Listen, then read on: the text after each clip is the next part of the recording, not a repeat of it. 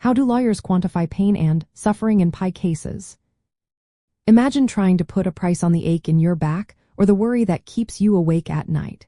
That's what lawyers face when they're figuring out how much a person should be paid for pain and suffering after an injury. It's not about bills or lost paychecks but about the emotional and physical toll an injury takes on someone's life. And like tangible costs, pain and suffering are what we call non-economic damages.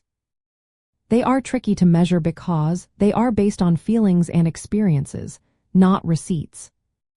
In a personal injury case, the first step is proving the defendant was negligent, that they owed a duty of care, broke that duty, and caused the injury.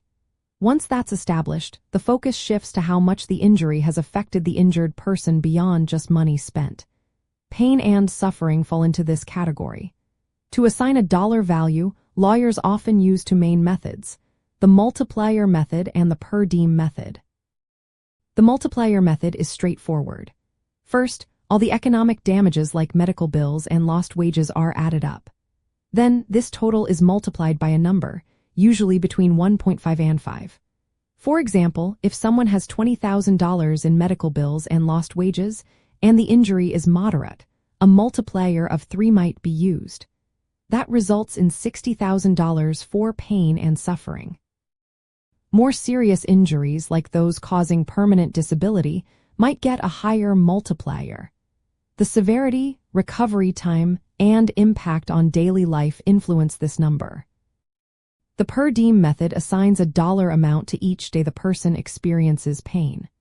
For example, if the daily pain is valued at $200 and the person suffers for 100 days, the pain and suffering award would be $20,000. This approach is less common but can work well if there's a clear timeline for recovery.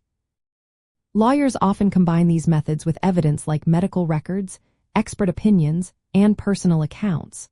Strong documentation such as doctor's notes, therapy records, or even personal journals can help support a higher valuation. Insurance companies and opposing lawyers might start with lower offers, using their own formulas. Negotiations or court decisions then determine the final amount, based on what the jury or judge believes is fair. Proving pain and suffering isn't just about saying it was painful. Lawyers gather evidence showing how the injury changed the person's life physically, emotionally, and socially. Testimony from doctors, mental health experts, family members, and the injured person helps paint a full picture. The goal is to help the jury or judge understand the real impact of the injury.